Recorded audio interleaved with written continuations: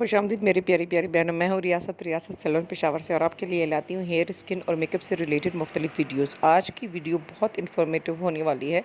Metallic hair पे मेहंदी लगे हुए हेयर पे हम करेंगे ब्रेमोड की केराटिन रिबॉन्डिंग और रिज़ल्ट आप देख चुके हैं, लेकिन थोड़ा सा ट्रिकी होता है जब मेटालिक और मेहंदी लगे हुए हेयर को आप कोई भी ट्रीटमेंट देते हैं।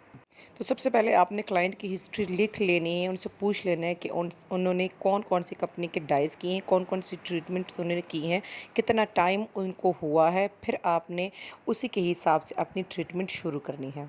बाज़ जो क्लाइंट्स होते हैं उनके ईयर टू ईयर के जो हेयर होते हैं वो थोड़े मेटालिक होते हैं, क्योंकि उन्होंने वहीं पे कलर या मेहंदी लगाई होती है और पीछे के जो बाल हैं, नैप के जो बाल हैं, वो थोड़े से वर्जिन हो सकते हैं या उन पे कम मेटालिक लगा हुआ हो सकता है। आज का जो हमारा क्लाइंट है वो इसी तरीके का है, और तो मैं आपको सिखाऊंगी कि आपने इसको ट्रीट कैसे करना है। सबसे पहले मैं इनका खुद वॉश करने वाली हूँ, और वो भी क्लेरिफाइंग शैम्पू से, ताकि इनके सर पे जो भी डस्ट, कुछ भी डैंड्रफ, कुछ भी हो, वो अच्छे तरीके से हट जाए और हमारी ट्रीटमेंट के लिए हमें बहुत अच्छे क्लेरिफाइड बाल मिले, ताकि थोड़े बहुत उनके क्यूटिकल भी खुल जाएं, जो कि मेटालिक हेयर में बहुत ज़्यादा मसला क्यूटिकल का ही होता है, क्योंकि वो बिल्कुल बालों को कोट कर देते हैं। किसी भी ट्रीटमेंट के लिए वो जगह नहीं छोड़ते कि वो पेनिट्रेट हो। तो देखिए, हमने अच्छे तरीके से क्लेरिफाइंग शैम्पू से इनके अच्छे खासे बाल धो लेने हैं, वॉश कर लेने हैं, और ड्राई करने के बाद हम आगे ट्रीटमेंट करेंगे। अब हम ब्रेमोड केराटिन के स्टेप 1 जो है, इसका अच्छी खासी अमाउंट एक बाउल में निकाल लेंगे, लेकिन आपको याद रखना है कि जितने हेयर की ज़रूरत हो या उतना निकालें या उससे थोड़ा कम, क्योंकि अगर आपने ज़्यादा मिकदार निकाली तो आप वापस जो है किसी भी पैकेज में, किसी बॉटल में आपको वापस नहीं डालना। और हमने इसके नैप से बाल शुरू करने हैं, सेक्शन वाइज हमने ये प्रोडक्ट लगाना है, एमल्सिफाई करना है, साथ साथ में कॉम्ब करना है।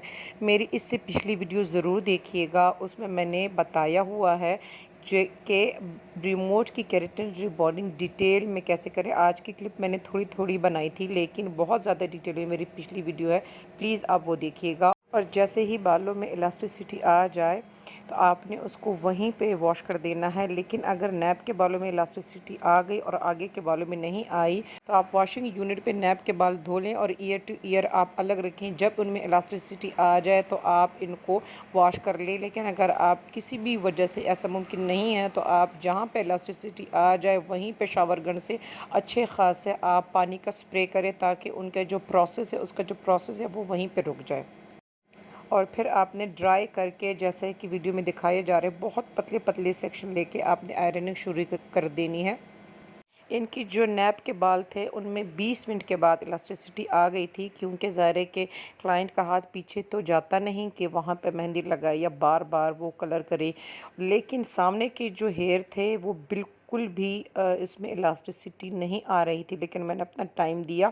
फिर मैंने वो 40 मिनट्स के बाद वॉश किए। तो आपने सारे जो हेड है उसके जो सेक्शन है वो अलग रखने हैं। ईयर टू ईयर भी जो है वो आपने 2 सेक्शन में अलग रखने हैं, राइट वाला साइड भी अलग और लेफ़्ट वाला साइड भी अलग। और आप अगर हो सके तो सबकी अलग अलग टाइमिंग लिखें, क्योंकि ज़ाहिर है कि जो भी प्रोसीजर है अपने टाइम से तो एक्सीड नहीं होना चाहिए। लेकिन जैसे ही आप फर्स्ट क्रीम अप्लाई करना शुरू कर दें, उस सेक्शन का वहीं पे टाइम लिखें और आप देखें कि आपने उसको कितने मिनट दिए, आया उसको 20 मिनट हुए हैं या 40 मिनट हुए हैं। और फिर जब आप अच्छी तरीके से सारी आयरनिंग कर लेंगे तो तकरीबन 20 टू 30 मिनट्स आपने क्लाइंट को बिठाना है, ताकि उनके बाल जो हैं थोड़े ठंडे हो जाएं। और 20 मिनट्स के बाद या 30 मिनट्स के बाद आपने इसका स्टेप 2 जो है, जो कि फिक्सर है, वो नैप से शुरू कर देना है। और जितना टाइम आपने लिया था फर्स्ट क्रीम में, उसके हाफ़ आपने देना है सेकंड क्रीम में। तो ज़ाहिर है कि जैसे कि मैंने आपको बताया, अगर नैप के बाल आपके 20 मिनट्स में, जैसे कि मेरे इस क्लाइंट के साथ हुआ, इलास्टिसिटी आ गई थी, तो मैं नैप के बाल जो हैं वो 10 मिनट्स दूंगी, और जो आगे के बाल हैं वो 40 मिनट्स में इसकी इलास्टिसिटी आ गई थी, मैंने 40 मिनट्स दिए थे। तो आप इसको जो सेकंड स्टेप है, इसको वहाँ पे आप 20 मिनट्स देंगे। तो आपने टाइमिंग बिल्कुल अपने क्लाइंट के हिसाब से रखनी है कि उनके बाल किस हद तक मेटालिक है और किस किस एरिया में मेटालिक है। ज़्यादातर जो है बाल आपके जो ईयर टू ईयर हैं वो मेटालिक होते हैं, लेकिन आपने इस वीडियो को देखकर ये नहीं सोचना कि अगर आपके क्लाइंट के बाद मेटालिक है तो वो सामने से ही होंगे। ज़्यादातर सामने से होता है, लेकिन मैं जैसे आपसे कहा कि आपने चेक करना है कि जब उसमें इलास्टिसिटी आ जाए, जब आप वॉश करने का प्रोसीजर आ जाए, आपने वो टाइम नोट करना है। तो वो मुख्तलिफ जो एरियाज़ है सर के मुख्तलिफ एरियाज़ हो सकता है, तो आपने अच्छे तरीके से सेक्शन वाइज इसको लगाना है और आपने कोशिश करनी है कि आपका क्लाइंट जो है बहुत ज़्यादा मूव ना करे, क्योंकि ये फिक्सर है। बालों का मानना है कि फ़र्स्ट क्रीम में भी आपके मॉडल को हिलना जुलना नहीं चाहिए, जबकि ऐसा नहीं है, वो बॉन्ड ब्रेक करता है। असल जो मूवमेंट पे पाबंदी है क्लाइंट के, वो सेकंड क्रीम में है। और आपने वॉश के टाइम इसका स्टेप 3 जो कि मास्क है, आपने यहाँ पे क्लाइंट के बालों पे लगाना है और अच्छी तरीके से एमल्सिफाई करके इसको बाकायदा कुछ मिनट्स के लिए आपने छोड़ना है। अगर आप 5 से 10 मिनट के लिए छोड़ देंगे तो बहुत ही अच्छी बात है। और आपने इनमें से किसी भी स्टेप को रूट्स में या स्कैल्प में नहीं लगाना। और जब बालों को धोना भी है तो आपने बहुत एहतियात से धोना है कि इसमें बिल्कुल भी आपके कोई बल ना आए, और बहुत सख्ती से नहीं। जैसे स्ट्रेट हैं तो स्ट्रेट के स्ट्रेट ही अच्छे खासे आप रखें और इसको अच्छे खासे तरीके से एमल्सिफाई करते हुए आपने फिर बालों से निकालना है।